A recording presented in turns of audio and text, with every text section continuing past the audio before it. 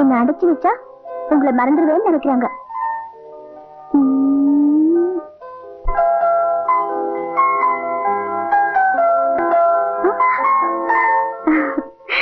ஐயோ, என்ன இவ்வளவு சூடா இருக்கு?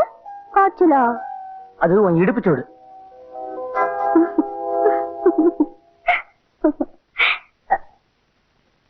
அம்மா, சாப்பாடு கொண்டு இருக்கேன், சாப்பிடுங்கம்மா. எனக்கு சாப்பாடு வேணாம். அப்பாட்ட போய் சொல்லு எனக்கு சாப்பாடு வேணான்னு. நீங்க சாப்பிடாம இருந்தீங்கன்னா அப்பா சந்தேகப்படுவாரு.